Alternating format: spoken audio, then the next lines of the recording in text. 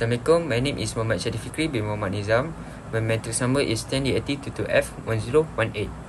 Now I'm going to present about describe for functions of organizational culture. The first one is it gives members an organizational identity. Sharing norm, value and perceptions give people a sense of togetherness that help promote a feeling of common purpose. The second one is it facilitates collective commitment. It serves as a control mechanism that guide and shapes the attitude and behavior of organizational members. The third one is it shapes behavior by helping members make sense of their surroundings. An organization culture serves as a source of shared meaning that explain why things act the way they do. The last one is it provides a boundary. An organizational culture differentiate one organization from another. Thank you. That's all for me.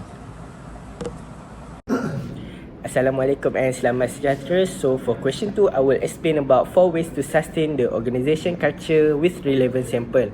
So once an organization culture is in place, there are many practices within the organization that add to maintain the culture, either deliberately or accidentally. For instance, many human resource practices help sustain an organizational culture via the selection of employee, performance appraisal, and administrating of compensation. The selection process, performance evaluation criteria, training and development activities and promotion procedures ensure those hired fit in with the culture, reward those who support it, and penalize or even expel those who challenge it. So the first point, ways to sustain the organization culture is selection process. The goal of the employee selection process is to identify and hire individuals who have knowledge, skills and abilities to successfully perform job within an organization. However, in view of the fact that more often than not, there is more than one candidate who has all these characteristics, selection will be influenced by the compatibility factor between individuals and an organization. Those who share similar values with an organization have a greater chance of being hired. This is done to ensure that selected individuals will not have problems adapting to an organization and will be able to enhance their productivity level in a short period of time. So the second one is socialization process. An employee who is fairly new in an organization would normally feel uncomfortable or out of a place in his or her new workplace due to unfamiliarity with the organization and its culture. Therefore, socialization, a process where the individuals adapt himself to the new environment, is an important process at the time of an individual's entry into the organization. It ensures that the individuals can easily adapt and successfully perform in his or her job. Assalamualaikum. My name is Muhammad Umar Hafiz bin Samsul Anwar. My matric number is 10DPM22F1089. So I will continue for this slide. So the third way is top management action. The action taken by the top management often receive the attention of every member of the organization. Generally, the employees will regard everything that is said and done by the top management as norm. This is especially pertaining to high-risk issue, subordinate degree of freedom in decision making and appropriate dressing code. The action of top management have a major impact on the organization culture.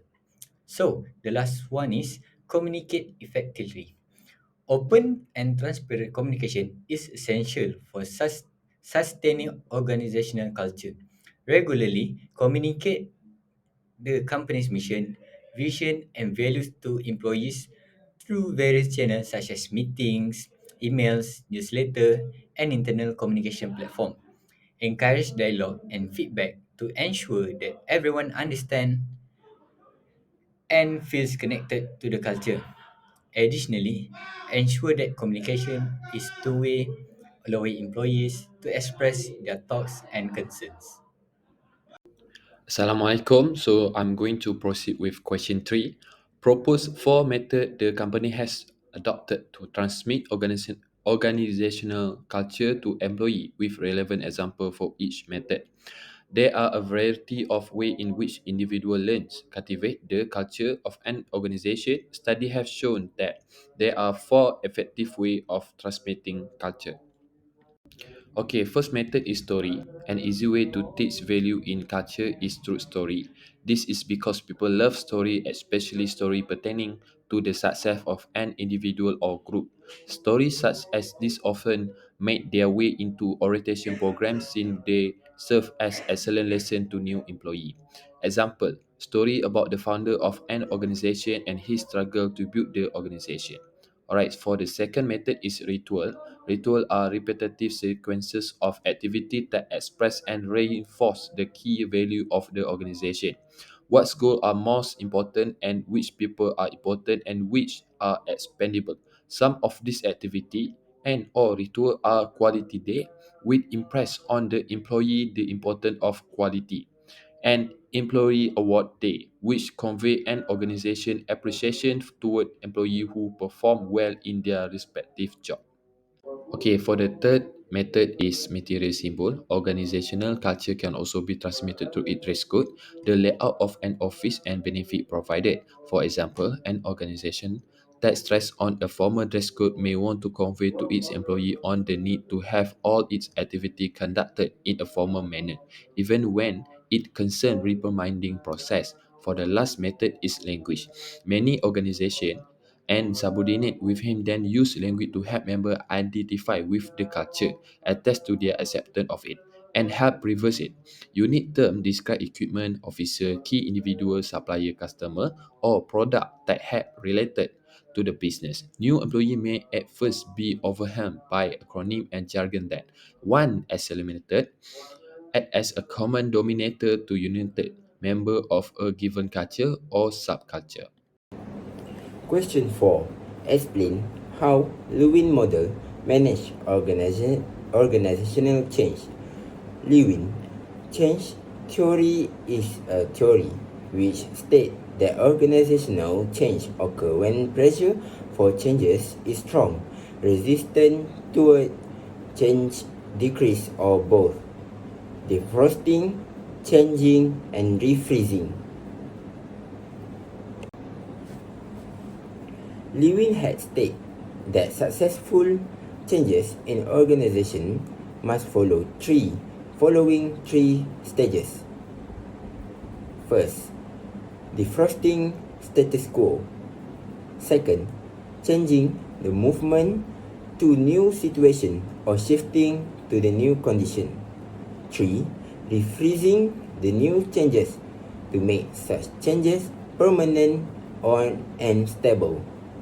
Defrosting, unfreezing the status quo, preparing employees for changes. This step usually involves reducing those forces, maintaining the organization's behavior as at present level by introducing information that shows discrepancies between the behaviors desired by organization member and those behavior currently exhibit. Member can be motivated to engage in change activities. Changing movement to a new condition, introducing of the intended change. First, this step shift the behavior of the organization, department, or individual to a new level. It involves intervening in the system to develop new behavior, value, and attitude. Through changes in organizational structure and processes. Third, rephrasing. Rephrasing the new condition make the changes a continuous process. This step stabilize the organization at a new state of equilibrium. It is frequently accomplished through the use of supporting mechanisms that reinforce the new organizational state, such as organizational culture, reward, and structure.